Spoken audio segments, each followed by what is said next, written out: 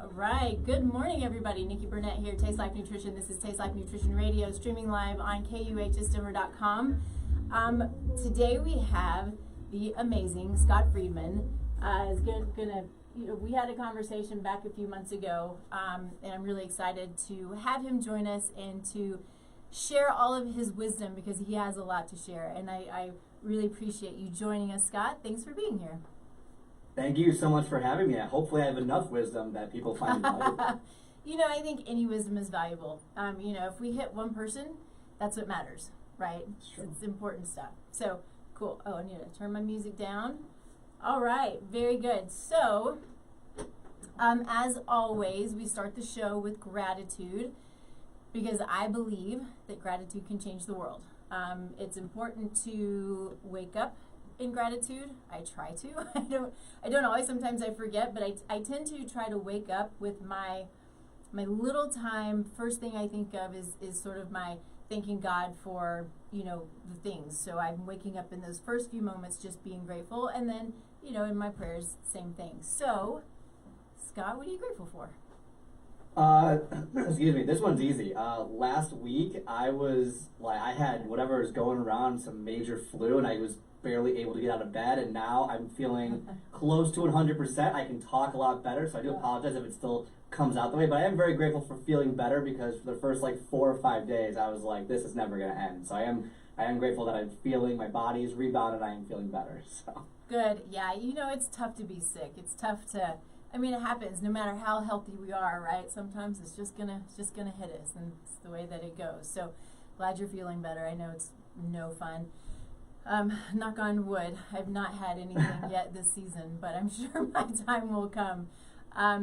So I'll be grateful for that. But I think that, this morning I was thinking about, what I'm grateful for. And, it's fun because I'm a little bit of a nerd. I said this last week, where this is my favorite time of year. I'm a summer girl. I love the heat. But Christmas, I just love Christmas. I love everything Christmas is about. And so I got it. Well, that's not totally true. I love what Christmas is originally about. Let's take away the commercial aspect of it, but I'm grateful for our Savior. But it was fun getting into the car. I had my Christmas music going, and it just makes me happy. Just is a really happy time of year. So I think that I'm silly enough. I'm grateful for Christmas music. Good, not old Christmas music, but real Christmas music. The Jingle Bells is fine, and it's fun and happy, but the reason for the season, essentially, right? And so I just love good, happy Christmas music. So that's what I'm grateful for today. It just makes me smile. So let's do this.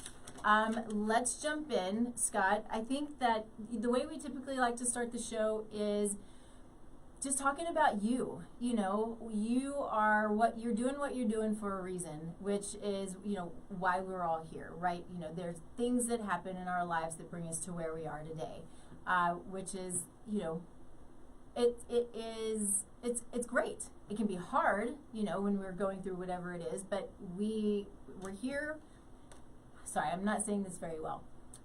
The people who I like to bring on the show are the people who have a story, and there's a reason. They're givers, they're lovers, they are here in service, and that's my whole point. And so we like to know how you got to this place, and then we'll jump in with just having some good old fun conversation. Sounds good. No, I thought you explained it very well. So I'll give you the cliff notes because there's a lot to there. I'm not sure which ones you kind of want to hit, but really it's, I've been a personal trainer for a decade now, and I started off in actually physical therapy. So physical therapy was the route I went in college originally, and I realized fairly quickly that I didn't want to sit behind a desk all day, and I didn't want to handle rehabilitation. I wanted to handle prevention. That was a big thing. I wanted to help people lose weight, which is 80% of what people want to do is lose weight right now, considering, I think it's 42% of the country is obese, 72% is overweight, so there's a lot there. But I wanted to help people achieve their goals because it was actually very easy for me to do, and I wanted to share my knowledge with other people. So that's kind of how it started. And I very quickly learned that the fitness industry is not great. It's not great. and this is as a personal trainer, like someone who still trains around and does all that stuff. And I still work for a company that does personal training. So I'm not against personal training, but I think the industry itself has some issues. The biggest issue I see, or I saw at least, was it's so commercialized, right? Everything is very much sell, sell, sell, sell, sell. When I got out of college, it was sell personal training, sell personal training. And I'm sitting here like, well, I don't have a sales background. I did this to get into helping people by losing, for whatever their goal is. And I was like, okay, I don't want to be selling, because the whole purpose of this is to actually help people. And if I have 100 clients at one time, I cannot help all 100 because it's 30-minute slots and you're going back to back to back to back, or you can't make any money and you can't survive. So there's got to be a happy medium. Luckily, I was in a situation where I didn't have to do that. But I realized, okay, I can help people. This is great. I have this awesome knowledge base. I'm pretty good at what I do. I've helped a lot of people. I always get good feedback, but something's missing. Why is it that half the people I train they get it? They understand what they have to do. They listen to me. They know they have to cut back on X, Y, Z. They do it, and they just need the guidance, and they're pushing forward. But then why does the other half, and this is where it really struck me, do they struggle so much? I mean, and maybe it's not 50-50, but you get the idea. I tell them what to do. They have the exact roadmap of what to do, and they don't do it. I can tell them, hey, I need you to walk for 5 minutes today. And for whatever reason, they did not have 5 minutes on any given day in the last month to walk. And they will fight you every step of the way. And I realized that regular training modalities and regular training mindsets of just work hard, grind through, was not the only way to get someone to achieve their goals. In fact, it's definitely a piece of the puzzle, but you're missing a significant portion of what you need in order to achieve success. So I'm going through this, right? I'm talking to clients. I'm failing at figuring out what's going on until finally I started to realize that it wasn't the personal training, because I can write some of the best plan in the world and the best nutrition program in the world and do all these different things for them, and they still won't succeed. And the reason for that is internally focused and not externally focused. And so what we're doing with personal training, I was doing, was using an external focus to try and solve an internal dilemma that someone was having. And once I realized that, it became clear that I had to switch my approach. So again, years of studying, going through everything. Actually, COVID was a big kind of eye-opener, because that's when I had a lot more time to really kind of learn and go through things and kind of figure some new stuff out. And basically, I figured out that a lot of what ails people is not that they need the best diet, whether it's keto, paleo, Whole30, vegan, whatever. It's not that. It's not that they need the best workout program that has the most muscular stimulation and Arnold Schwarzenegger uses this method. It's not that. It's what they need is to discover what is actually holding them back, because there's an obstacle in their head right now that they're not even necessarily aware of that's holding them back. And so I started that kind of journey to help people in that perspective. I still help with the fitness nutrition, but that's just I would say that's more of an ancillary issue when you're looking at someone's mindset and how they think about themselves, how they think about their goals. And once you can dive into that, you're significantly more likely to obtain success. Yeah, I totally agree. And I see this in practice all the time, and it's a big part of where we are moving as a, I say the word holistic, it really is becoming truly that word, although it's a little dated at this point. But we're we can't continue to separate our mind and our body and our spiritual life and our financial life and our traumas and our generational history, right? There are all of these things that play such a huge role in everything that we do, including how we approach weight loss or how we approach an illness, and it's one of the things that I've had to learn. I went to school, and I'm a biochemistry nerd, right? I mean, I like labs, I like numbers, I like understanding what the body's trying to tell us through these reports, and it just lights me up. I'm like, this is the coolest stuff in the world. So what I had to do, though, and we hit on this when I was in school, not as much as I've had to do it on my own at this point, and I have great referral partners, but I have to be very cognizant about taking into consideration when I do an intake, I'm seeing all of these things that people have dealt with within their life, because it is, prior to birth until today, all of the things that life is. And the amount of trauma that I see is horrendous. It's horrible. And so these things, I have to keep in my mind when I'm working with people, as anybody who's working with people holistically, is it the trauma that's creating a block? Is it a generational thing that's creating the block? What is it that is not allowing us to move forward in whatever it is that we're trying to do, right? So I deal a lot with GI dysfunction. I deal a lot with autoimmune conditions. These are the things that I work with. And a lot of times, just like you said, a lot of people respond really, really well. And then there are those, and I'm like, what is going on here? And so the amazing thing is I have a lot of clinicians who I can consult with, and we can bounce things off of each other. But a lot of times there's trauma that's creating, a block. And so anyway, it's fascinating how the mind plays such a huge role in our physical health, and vice versa, right? If we're not feeling well, it's going to affect our mind.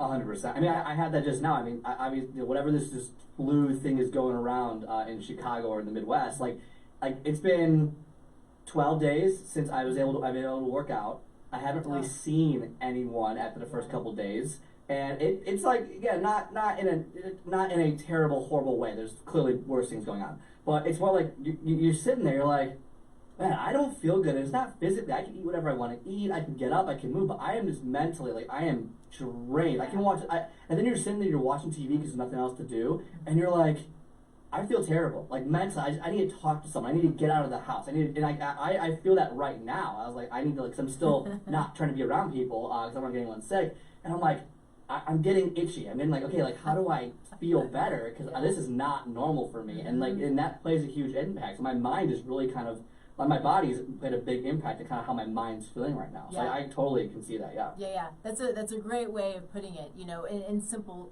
not that it's good or it sucks to be sick, right? But in simple terms, I do it for the people. Yeah. To show everyone. I got sick on purpose to explain that exact analogy. Nice job. Good timing. Yes. I like it. I try. So one of the things, we've entitled this show, Create Lasting Change to Live the Lives We Desire. So what does that mean? What is it that you do? How do you help people to change their mindset so they are creating lasting change? So I think one of the first things I talk about is we have to get away from this notion of the best diet, the best workout routine, and focus more on, what are the actions we have to take in order to achieve success. So I break this down into 3 categories, because I think that these are the 3 umbrella categories that I use, and I think they've been very valuable with the clients I've had in order to create lasting change. So number 1 is goal setting. It's annoying. It sucks. I get it. No one wants to hear that. Everyone talks about it from when you're 5 until you're, 100. But I use SMART goals. I just think it's the easiest modality. So, specific, measurable, aligned, realistic, timely, whatever the word is you use for SMART goals. But break it down, because most people have a goal that's like, I want to lose weight. Great. That doesn't help. I want to feel better. Great. You can't quantify either one of those things. So I want to make sure when I talk to someone, or when you're looking at yourself, so if you're looking at yourself, you have a specific goal. What is that specific goal? What is it that you actually want?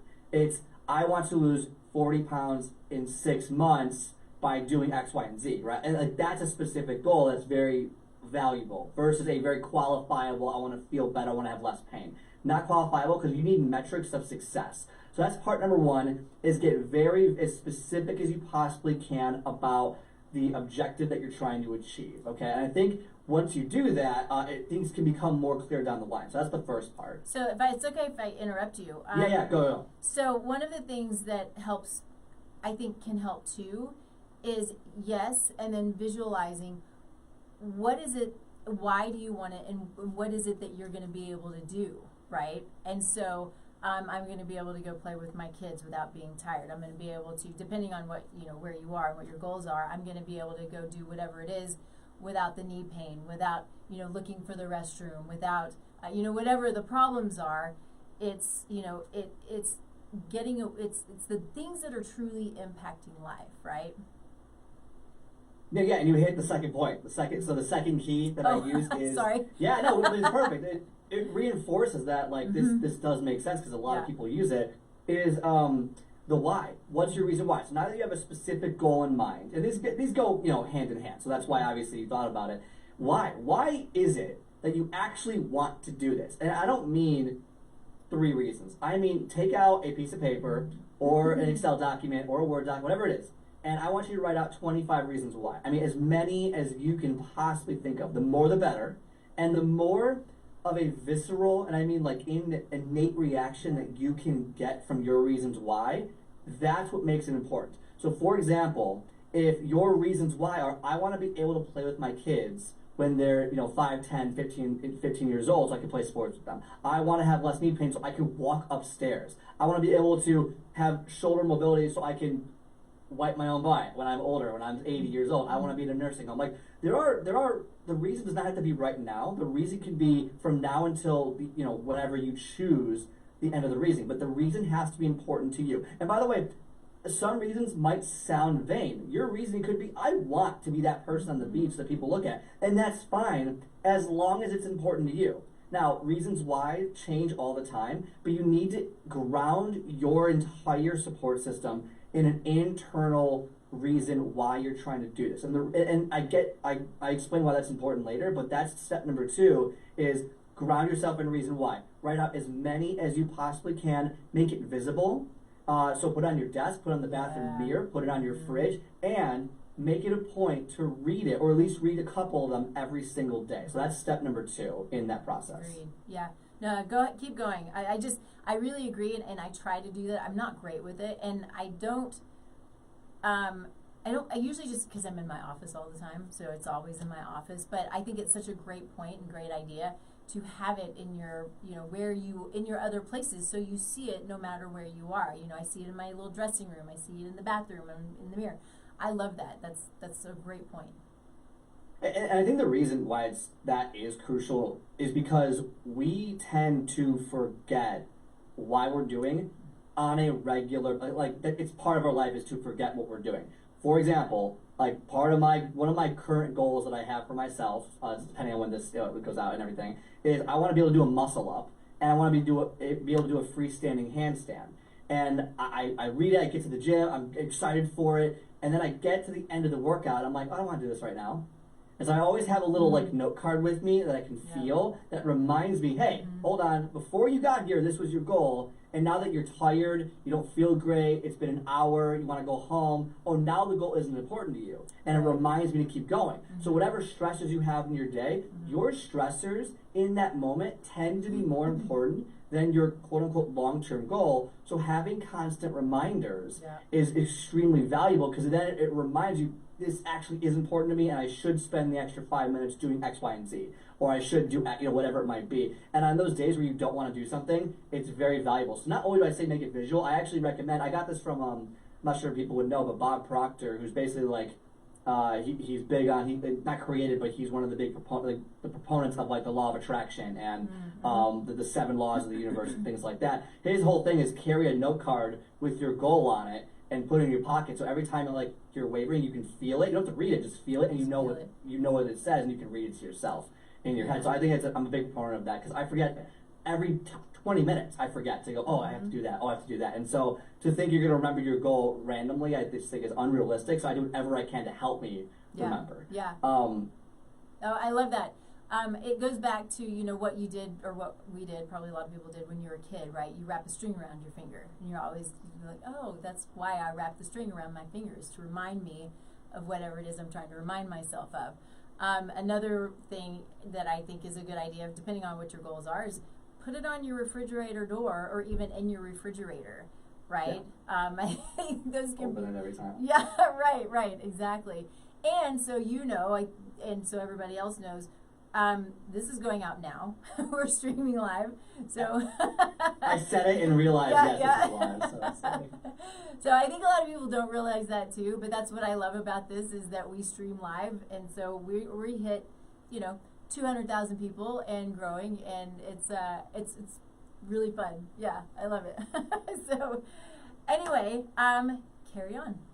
Yeah, and so the third key that I use. The first one's goal setting. Second one is your reason why, and third one is now that we have to get out of the thinking phase, we have to get to the action phase. It's actions. It's what is the next smallest action that you can take that aligns with achieving your goal. For example, okay, and I legitimately mean what's the next smallest action. So if you're someone who let's just use fitness as the main example, you want to start working out, and you have your goals, you write everything down. What's the next goal? What's the next thing you can do? So like my action item is I probably need to get a gym membership.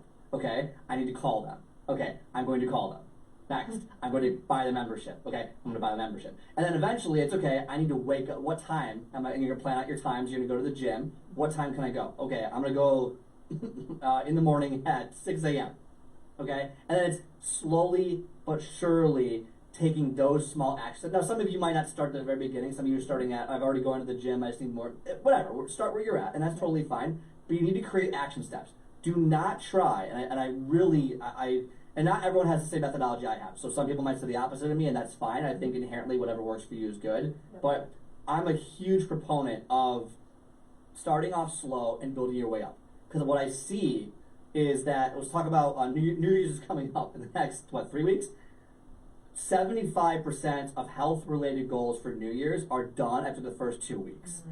And then I think it's like 85 or 90% are done in the first month. Why is that? Part of which is they don't follow the first two steps of setting real goals and setting up the reasons why. But part of that is also they jump in way too quick. Yeah. I mean, they go from not working out at all to 5 days a week. Mm-hmm. And they don't realize that their body is going to absolutely hate them. It's going to fight them every step of the way. They're going to be so sore, they can't move out of bed.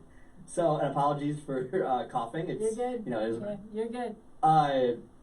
And so starting off slow. So if you're not working out at all, try 1 day a week for 2 weeks. Then go up to 2 days a week. If you're doing 30 minutes, go to 45 minutes, right? Like there's little things you can do. So take little steps. Is it packing your clothes the night before? Mm-hmm. Is it warming up your car 15 minutes ahead of time? Is it going at a different time of the day? What is the next step? And you can create an action plan of like what the steps are you have to take. And that's totally fine as well. But take one step at a time and just keep moving forward every single day. And then eventually you're going to be on the real path you want to be on, but you're going to build all these habits along the way.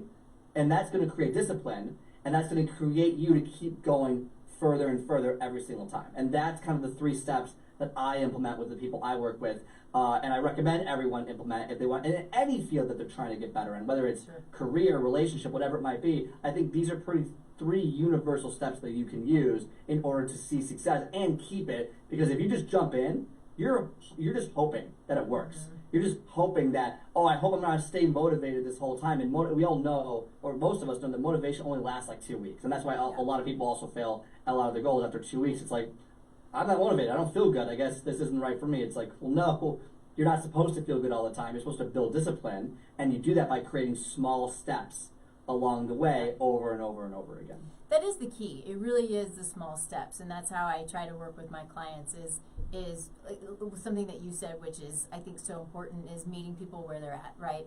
Meeting people at that place and saying, okay, this is your tiny baby step. This is your tiny baby step. This is your tiny baby step.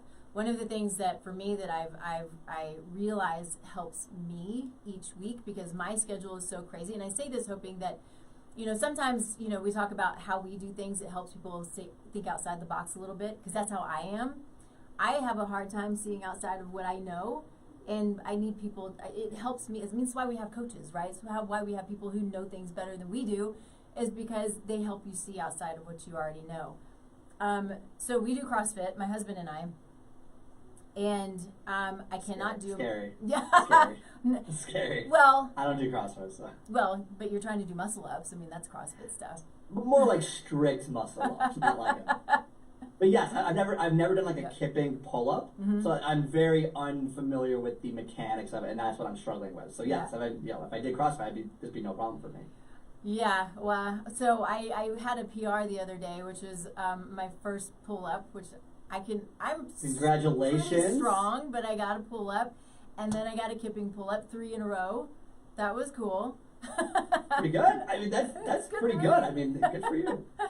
So anyway, I think I'm going to sort of sidebar off of that just a little bit. Is yes, we do CrossFit, but we go to a gym who's very aware about what we should and shouldn't do, about form, about function. It's all about functional movement. It's not all about just, hitting it hardcore no matter what. So not scary here. Yes, you can get hurt, but you can get hurt doing anything. You want to be aware of your form, be aware of your movements. That's why we have really great coaches who, if we're not doing something properly, they're going to tell us you got to stop or you got to take the weight down, because it's not, if your form isn't good because your weight's too heavy, that's not doing you any good.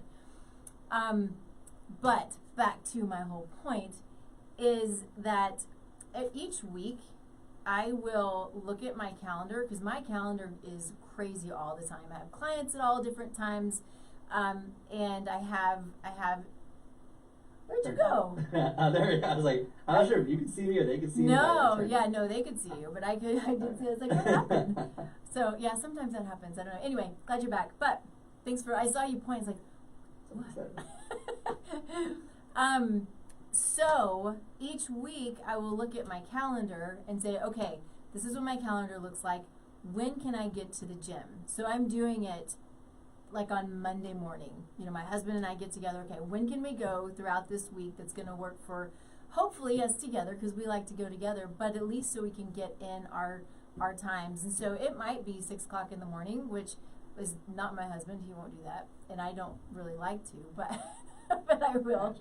But up to the 5:30 class, and we just fit it in where we can fit it in, which is also the great thing about being an entrepreneur is, you set your schedule and you fit it in again where you fit it in. But just taking that little bit of time to plan your week, because I'm scheduling things out for weeks at a time. So at the beginning of the week, then I'm like, okay, here's where I'm able to fit it in, and make sure that I can fit it in somehow. So anyway, I just want to throw it out there because, I think that if we, and I've learned this about myself, if we take it day by day, unless we just have a time that we always go no matter what, but if you just take it day by day, there's always going to be the schedule that fills up, the reason not to go, because that's what I do. I'm busy. I have stuff to do, but we have to have our priorities, right? And this body is what takes us through life. And so we have to have our priorities. I agree. And I like to make a point of that as well, because most people think like trainers are unique in the sense that like, oh, they just make it happen. Like they have this genetic thing. It's like, no. Like I literally, I wasn't a trainer for, the first, 22 years of my life. Mm-hmm. And then I became one, and what changed is really nothing except my knowledge base of it. But I'm the same way. So, I used to work a 6 a.m. to 2 p.m. shift, mm-hmm. and then I have to work out after work. Working out after an 8-hour shift or a 9-hour shift or a 10 or 12, whatever it is grueling. Mm-hmm. I can appreciate that. And I would miss more than I would care to admit. I would be like, you know what? I'm tired today. I did a lot of work. All the rationalizations start going into your head, whatever the excuse is. And I wouldn't work out. And that's because my kryptonite is working out after a full day. Mm-hmm. I am the person 100% who needs to work out, or maybe not first thing in the morning, because I don't like how crowded it is at 6 in the morning, but close enough to where it's before my day starts. And that's because if I wait, I will find any excuse. Oh, I can't go. The fridge is on. I have to sit down and watch TV, or just whatever ridiculous thing you're gonna say. Yeah. I will do that. That's 100% me. I have to go in the morning. If I don't go in the morning, the percentage chance of me going after that decreases by roughly 80%. I will. It is very difficult for me to go after I've already been at work. I've been working all day. I'm doing all this stuff. My mental energy is just gone. Yeah. And willpower. People think like, oh, I can't do this. I don't have all this willpower. Like, willpower is fleeting as well. You have a battery every day, and your willpower is being used all day long. I like to go work out when my willpower is high, mm-hmm. so that I can actually go. But when my willpower is low, just like everyone else, I won't go. So it is super important to find the time when you know you're going to go, so that you can go. Now, obviously, I think part of it is if you have a strong enough reason why, you'll make whatever you have to do work, right? If you only have one time and you know you hate that time, you'll make it work. Now, luckily, I have the opportunity to choose, and so that's why it's harder to pick the afternoon versus the morning. But if you don't have the opportunity to choose, that's why your reason why is so important, because it'll help you get through that terribleness that you're feeling about going. Because once you go, or once you actually start moving towards, take actions towards the goal that you have, whatever the goal is, you're gonna feel better. It's all in your mind. It's all like, I'm dreading going. I don't want to go. I'm only gonna go for 10 minutes today, and then I'm gonna leave. Do a quick one, and then you get there, and you're like, well, I guess I'll do one more set. Yeah. I guess I'll do one more exercise. It's always worse in your head for some reason. It's because we rationalize it. Our body doesn't want us to change. All these different reasons.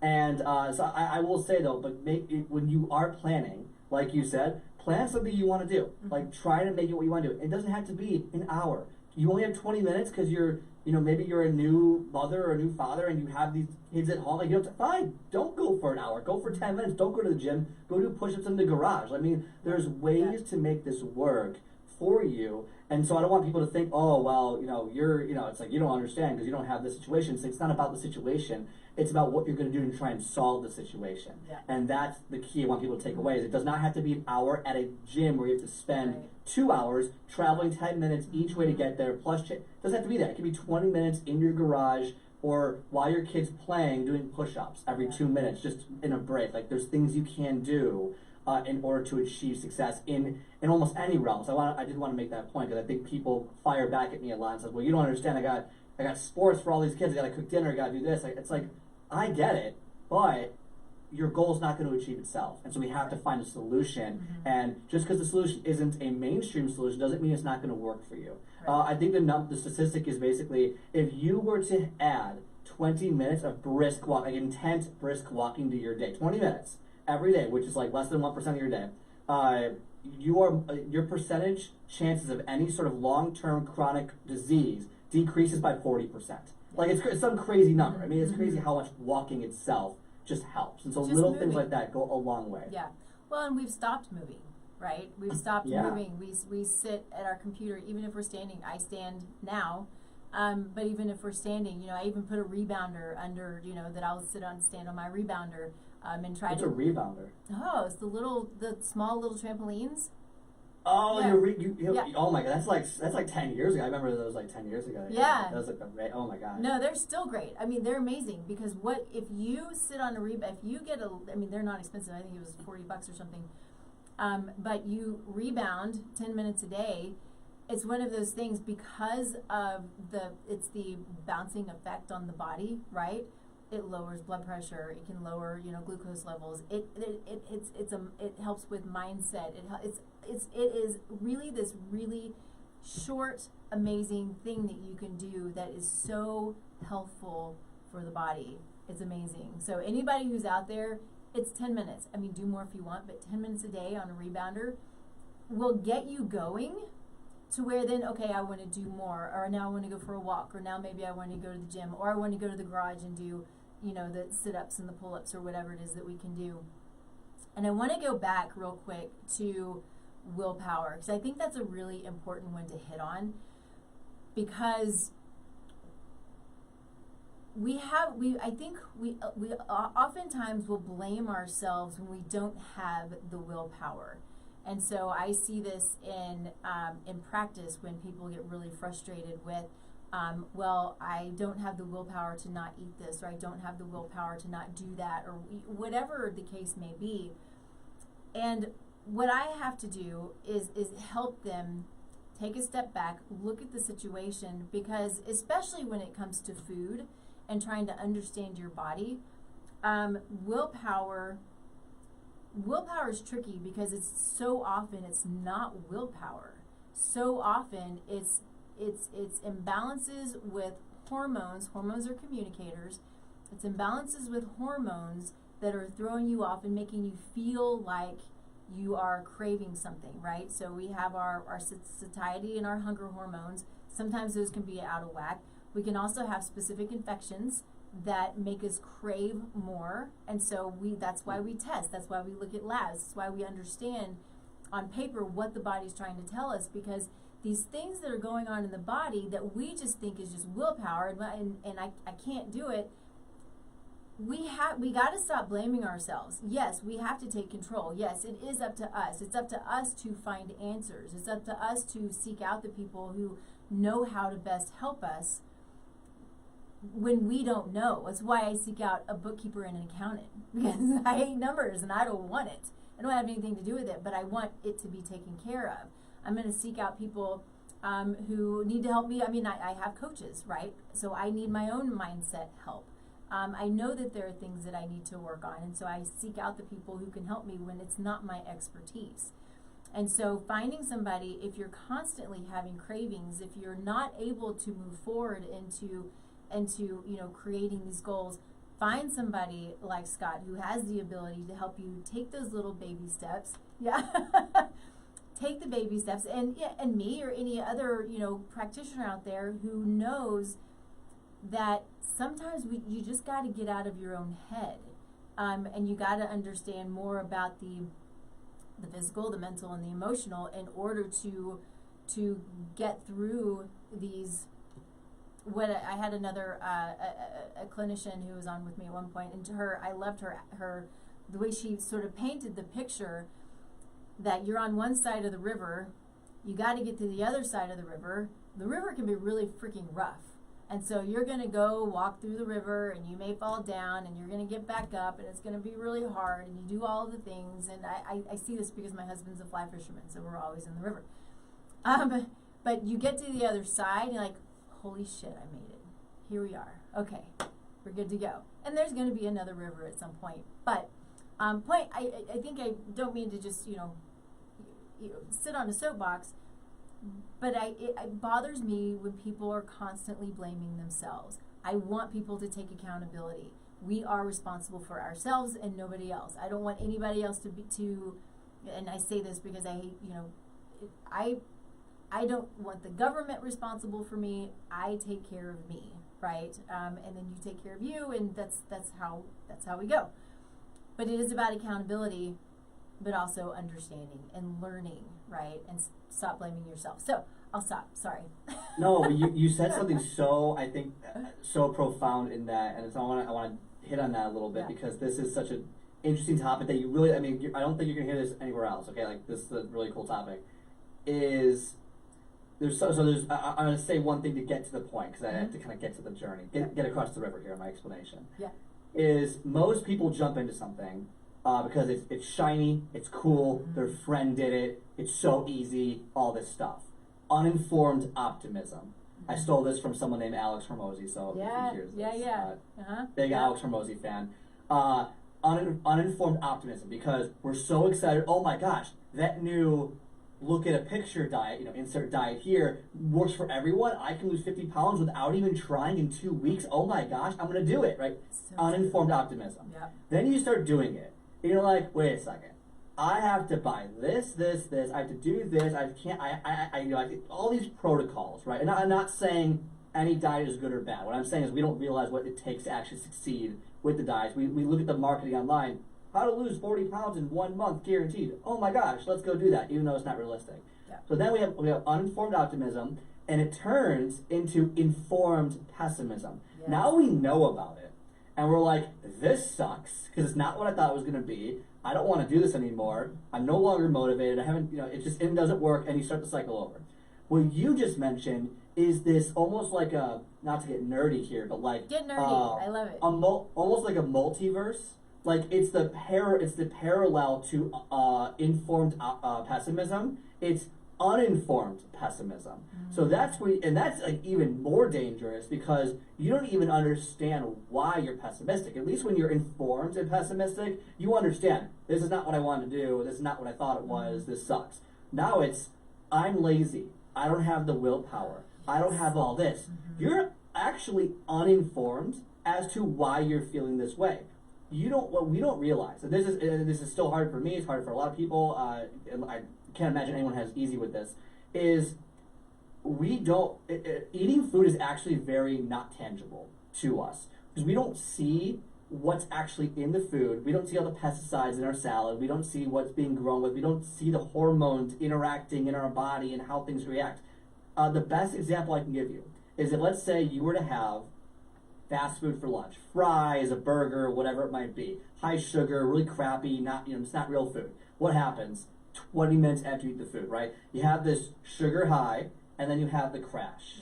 All right, that's the best example I can give everyone here of food impacts your body. And how do you feel during that crash? You feel lethargic, you feel tired, you're going to feel lazy, you're not going to have any willpower to do anything. Is that your fault, or is it something else that's causing it? And so when you say to yourself that, oh, I don't have the willpower to work out, or I don't have this, it's not necessarily you. You are ascribing a negative belief to yourself that you don't actually know to be true or not, and most likely isn't true, when you haven't actually, you don't have the knowledge base or education, and through no fault of your own, okay, because it's very difficult, to understand actually part of the reason I have no energy today is because I ate this, and this created this hormone imbalance in me, which caused me to feel this way. We can't see that, and I'm not, and you'll probably never learn how to see that, and that's fair. Labs. So well, you could, yes, you can. It's just very difficult. It can be very difficult, yes.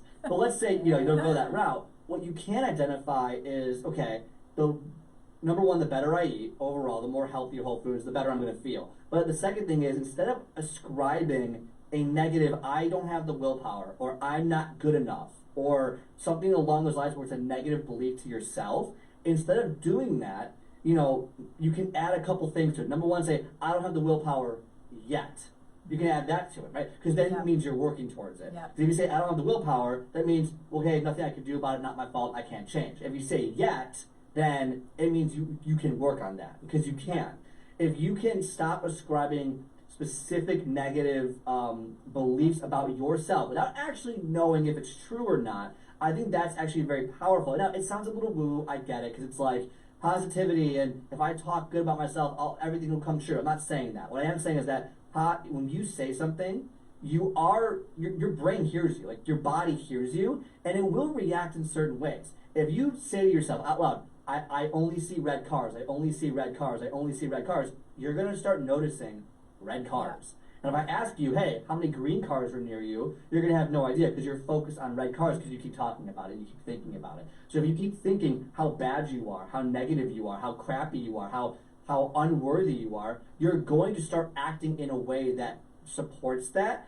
And even if you're not even aware you're doing it, you're going to start acting in that way, and it's going to manifest, and then it's a self-fulfilling prophecy. Right. And so that's what I call uninformed pessimism, which is the worst thing, because it's like you don't even know why it's happening, yet you're just ascribing that you're a crappy person to it, or or a lazy person to it, for no actual reason other than you don't know better than not to do that.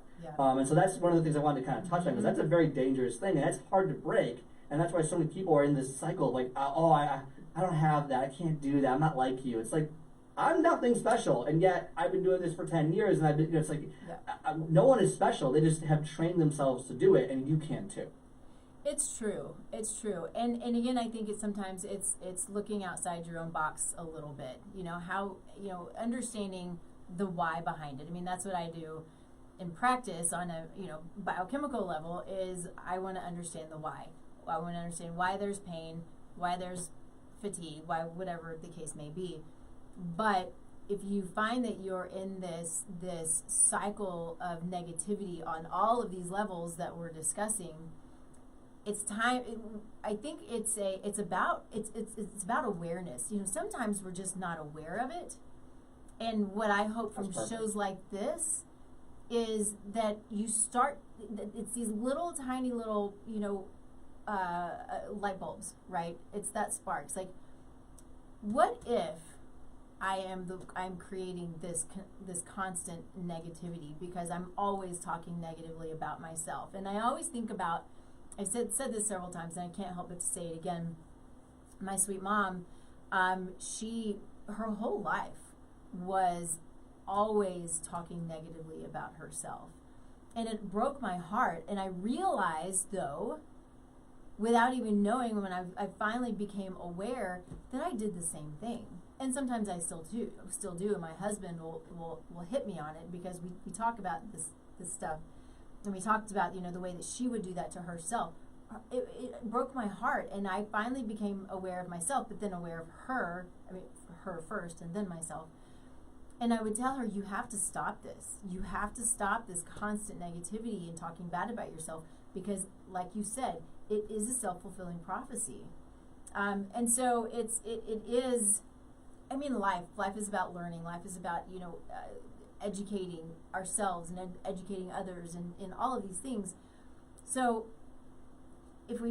just having that trigger that sparks that light bulb, I don't know if that even makes any sense, I hope it does, but whatever it is, to start to understand that you can turn it around. I have to work on it all the time. Not as much as I used to, though, right? You know, when I start to see, when I get to that place, I will actually now realize it and back it up and say, no, I'm whatever, you know, and then I'll just move forward with my day. So it really is a realization and an awareness that we have to. It's a self-awareness, right? 100%. I think creating self-awareness, and I think awareness was the best way to kind of talk about uninformed pessimism. I think that was the word I was missing. So I appreciate that. That was really good. Of course. I think so. I like to give people some hope when it comes to like creating awareness. So I was someone who. I came out of college. Remember, fraternity brother. Not a jock, but like sports guy. You know, like meditation was woo woo. Yoga doesn't matter. All this, right? I was in that mindset, and I have eventually switched over to okay. There's something here, and it's valuable. So. To create awareness, so I used to get like really. I'm not sure if anyone else has like an internal monologue that's just like constantly playing in their head, or it's just me. If I'm the crazy one, but I'm always like I'll randomly create a fight in my head of like something I'm mad about, and I'll go through the whole fight for some reason. And now that I've practiced more self-awareness, and I'll explain 2 things I've done that maybe people can take with them. I'm able to see it like almost like be like, wait a second, why am I worrying about this? Stop. Like, enough, move on. Yes. This is never gonna happen. You're just making yourself angry. This conversation has literally never took place. You're just mad about something. Like, move on. And I'm able to do that more often now because of 2 things. One is I did start meditating. Now, it's hard. I don't think meditation is easy. I think that it takes a bit. I started with 5 minutes. I think I started with 3 minutes, but like I quickly got to 5 minutes. And I did YouTube meditation videos. I wouldn't watch it, but I just have it on next to my ear. And like 5 minutes a day, didn't matter, morning, afternoon, night. Usually I think I did before bed just to calm down. I would do 5-minute meditations. Eventually, I would do 10 minutes on YouTube, and then 15 minutes on YouTube. Okay, then and I had someone. Then eventually, from there, I went to self-meditation, where I would do my own meditation, where it's just like a self-reflection of the day. Okay, how did I feel today? What was going on? Where did I fall short? Where did I succeed? And I would just go through. I didn't care how long it took me. Usually about 15 minutes or so, 20 minutes. And then I would be able to reflect over and over again. And then I would be able to take that into a non-meditated state throughout my day to get, I'm more aware now. This is why this is happening. I feel this way. I should do this. And so I started to kind of take on those things to help myself feel better. And now I have a much greater awareness of what I'm thinking, what I'm doing, why I'm doing it, and so on and so forth. Now, am I perfect? No, 100%. I mean, people do this for 50 years and they're not perfect at it. And so I've only done it for a couple of years. And but I do think it's a powerful tool to use, because the more you can become self-aware and the more you can self-reflect on whatever issues that you might have in your life, the more likely you are to break down whatever barriers in your way. And if you can break down the barrier to its smallest parts, then you're able to start pushing past it, getting past those issues so that you can start seeing success. And I talk about this all the time, as you break these barriers in your head. Imagine you're in a room and a tornado is just whooshing whatever's in your room right now. I got pens, markers, I got a table, I got garbage, it's whooshing around your face, okay? That's what an obstacle is. You can't catch it, it's going crazy, you're trying to dodge. It's impossible. But when you self-reflect, the entire room becomes still. And then you can kind of pick things out of the air and organize them mentally. and that way things become more calm. And that's kind of the best example I can give. I love with that meditation so versus much. non-meditation. Yeah. I've not heard it put that way, and it makes perfect sense because that's what it feels like, and yeah, so thank you for that. That's awesome. I'm trying. Hopefully someone will like that. So. Yeah, I like it because I think I feel like that all the time. There's this kind of goes along with what we're saying about the negativity, and I hear all the time, whether it's friends or family or clients or whatever, is I can't meditate. My mind doesn't, it can never get still. And it frustrates me. I mean, I understand it because I've said the same thing early on, but because... Early on, yeah.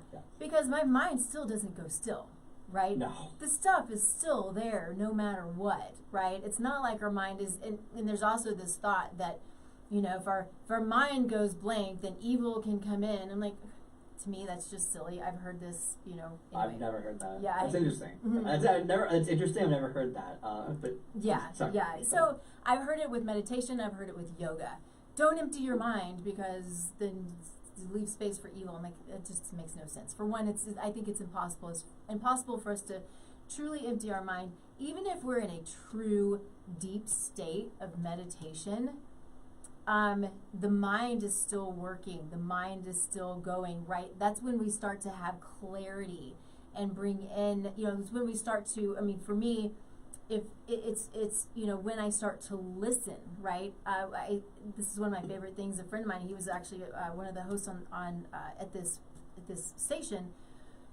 He said that prayer is talking to God and meditation is allowing God to talk to you. And I love that so much, and I've heard it, a number of times since then. But it gives you that time of being still, and the time of being calm allows you to listen to what might be coming in. So some people might call it a download. That's fine. Call it what you want. I like to for me, it's God, giving me information. It's talking to me. It's, however you want to put it. But that being still, if we go to the biochemical level, right, it takes us, even if your mind's still going, right? So I don't want anybody to ever think that your mind's not going to go. But it takes us to this place where it allows our body to be still and move into the parasympathetic state, which is the rest, the digest, the calm, the nervous system is working properly. Our GI function is going to work properly. We're going to break down and utilize our food because we have blood at the core and it's doing its job. When we're constantly in the state of our nervous system is in this sympathetic, it's in this, this stress, this go, our the blood, so much of the blood goes to the extremities because it feels like we've got to do something. We've got to keep moving. We've got to do something important, whatever that important thing is. And so we don't then break down our food. Our body doesn't stay calm. It's always going. And so, this elevated cortisol level is catabolic then. So we break down muscle tissue. So it's all of these things that happen when we stay in this constant state of stress, when all we have to do is, just like you said, it's what I tell my clients, sit still for 5 minutes. It might be in the shower. If you got to get away from your kids, sit still in the shower for 5 minutes. I've had people do that. Like, it's the only time I can do it. I lock the door and I sit still. And, whatever it takes for me, especially when it's warm, it's not now, I go sit in the sun. To me, that's God's hugs, right? So it's this warmth, it's this amazing thing that makes me sit still and calms my nervous system. So finding what it is for you that makes you happy and makes you calm and makes you sit, whatever that is, it's a game changer. It truly is. I think one of the things I wanted to kind of hit back on was just big perceptual awareness change is do not think, again, I'm not a meditation expert, so let them yell at me for later. But yeah, like my mind is never calm. I will think about what I want to think about intentionally for like 30 seconds and then like have 3 minutes of BS. Yeah. And then what am I talking about? Get back to center. Yep. 30 seconds, 3 minutes of something. I still, you go through that, but it's that 30 seconds I didn't have before, then I can slowly build. So don't think that you're going to go into this and be calm and be monk-like and be like, okay, this is perfect. I'm going to clear them up. No, I thought about so many fake fights in my head, or current fights that I'm in, or issues at work, or that, and like that happens during that phase, and that's okay. That's totally fine. As you do it over and over and over and over again, you do get better at it, and eventually maybe you get to the point where the majority of the time is spent in what you want to be doing. That's the first thing is that don't go into it. That's a wrong perception, and then if you have that perception, you're not going to succeed because then you're thinking about it the wrong way. So just when you go into meditation, I do believe that you're going to be wound up, you're doing these things, but it is valuable to do nonetheless. Yes. And then the second part of that is, I don't have time to get into it, nor am I an expert in this field, but people can look up or talk about when you meditate in a certain way and you get good enough, you start to enter different brain waves. We talk about alpha, beta, and theta brain waves, and there's actually a science behind meditating in a certain brainwave area when you can get to a deep enough relaxation part of it that you can start actually getting a sense of your clarity in your life, start to help manifest things physically, and it's all about kind of what brainwave you're in and how you're able to meditate to get there. So I think those are really interesting concepts because as you create that self-awareness, as you kind of feel good about what you're doing, you enter different brainwaves, and that can connect you with whatever source you believe in, and you can really feel good about that.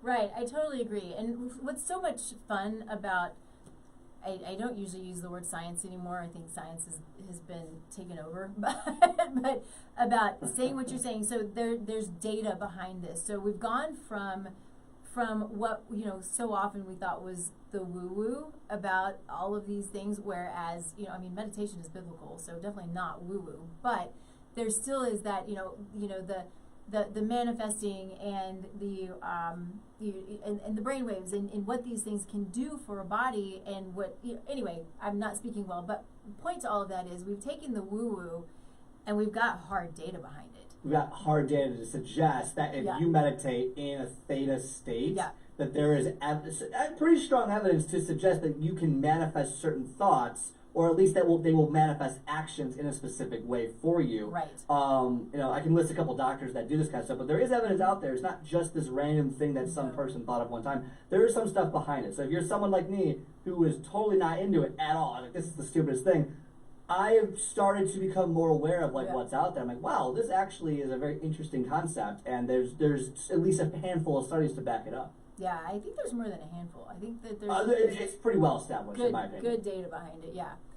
Awesome. Well, we only have a couple of minutes left, and so this has been really fun. Thank you so much. I want to make sure that if there's anything else that you want to hit on, that you do, but you also tell people where to find you.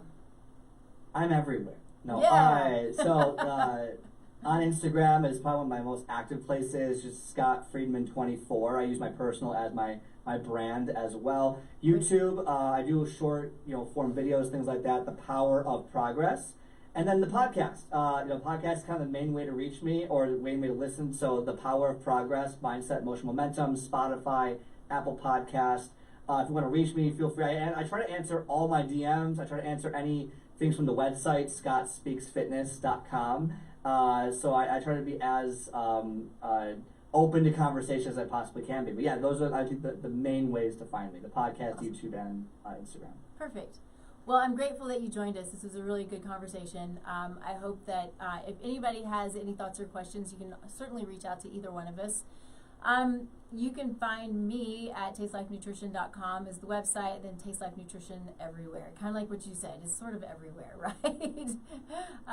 The show is Taste Life Nutrition Radio and Podcast, where we stream live on kuhsdenver.com, which is where we are right now. But then we are the Taste Life Nutrition Podcast. That'll be out next week. And then YouTube, all the places. You can always find replays of the shows, any of your favorite shows, anywhere. And if you want to share them with people you love, that would be awesome too. So one last thing I want to make sure I put out there, because I can't not talk about it, is Soulful Conception. Soulful Conception is purposeful living for a healthy body, a healthy pregnancy, and a healthy baby.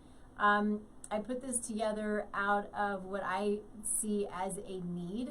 I had women and couples coming to me regularly who were wanting to get pregnant but were suffering with, go figure, GI dysfunction, autoimmune conditions, other symptoms and signs and things maybe that they didn't know why behind it.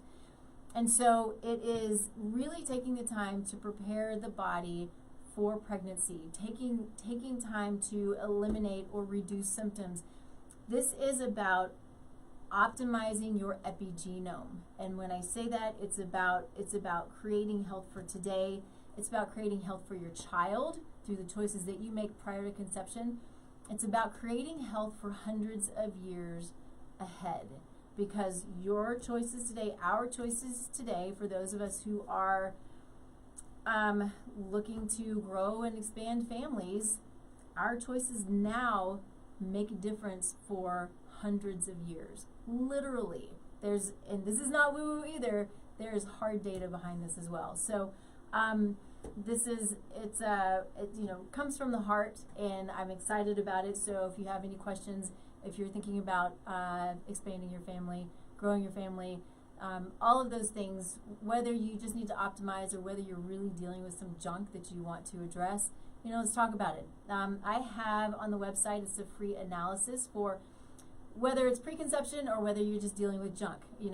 Fill it out. I'll reach out to you personally. We'll talk about it, see if I can help, or see if I know somebody who can, right? So my goal is always to be a resource. I'm here to serve and to do what I can for anybody who I come in contact with. So that's what I got. It looks like the next 3 weeks, which has never happened before, I will not be here. I'm not absolutely sure about that, but we've got the Christmas coming up and potentially some travel plans. So either way, the show will be here. We'll have a replay.